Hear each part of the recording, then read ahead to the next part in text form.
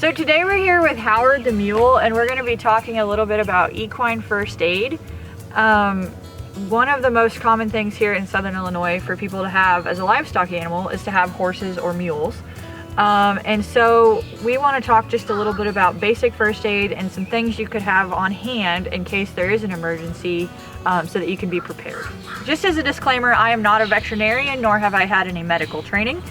But the things that we're going to be talking about today are some really basic supplies, items, and tasks that you can do to help have you prepared for any emergency and to be able to open a conversation between you and your veterinarian. So the first thing that we're going to talk about here with Howard is how to take some really basic vital signs and then also what is normal. So the first thing that we usually take, and the first thing your vet will ask you if you call and you think you have an emergency, is what is their resting heart rate.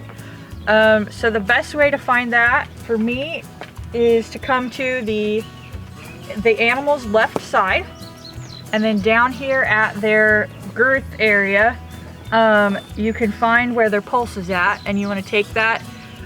It should be somewhere between 30 and 40 beats per minute.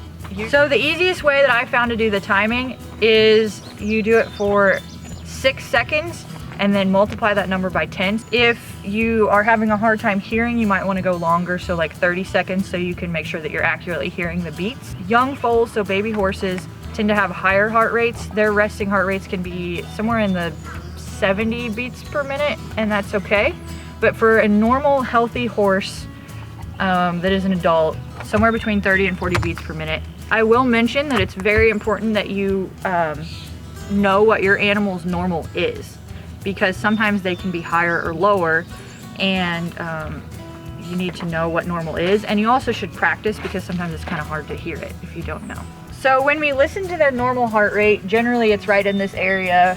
Sometimes you have to move it around a little bit to try to find it. If the animal's wearing a saddle or a harness, that can also affect it. So if possible, go ahead and remove that so that you can get an accurate reading. It is, of course, also important to note that if the animal's been doing some sort of high intensity exercise, that of course their heart rate will be higher. So make sure you give them a few minutes to rest so that you can get an accurate heart rate. So this one's harder for me, but if you don't have a stethoscope, you can also feel under here and get their heart rate here as well. The important thing to note is that you don't want to press. So I'm just feeling underneath of his jawbone, and you don't want to press down really hard. You just want to rest your fingers there until you find the pulse. I have a hard time finding it here, so I prefer to take it from the girth area, but you can also find it there. If you're interested in knowing this, your veterinarian can also show you how to find it, and that can usually be a little bit easier because they know right where it's at.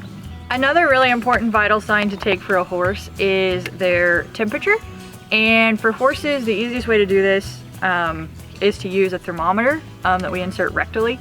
So have a dedicated thermometer for that, and also make sure that you are regularly checking your thermometer, make sure the batteries work. And so you would just, you also, a good thing to have that makes this a little more comfortable for them is to have some sort of lubrication. So this is just petroleum jelly. I keep this in my first aid kit for lots of other things, but this works really well for thermometers. And so you would just apply a little bit to the end of the thermometer, and then being careful, especially if you don't know the animal or if you're not sure how they're gonna react. So you're just gonna make sure that you're standing close to the animal and not directly behind them so that you don't get kicked. And then you would just gently grasp their tail head and then you would insert this into the rectum and then leave it until it beeps. This is a digital one. And then you could remove it and read the temperature. You also want to make sure that you hold on to the thermometer as well the whole time. Normal temp for a horse is somewhere between 99 and 101 degrees Fahrenheit. Again, it is also important that you know what your animal's normal is, because just like we have a slight range in what our normal temperature is, they can too. And so it's important to know what that is.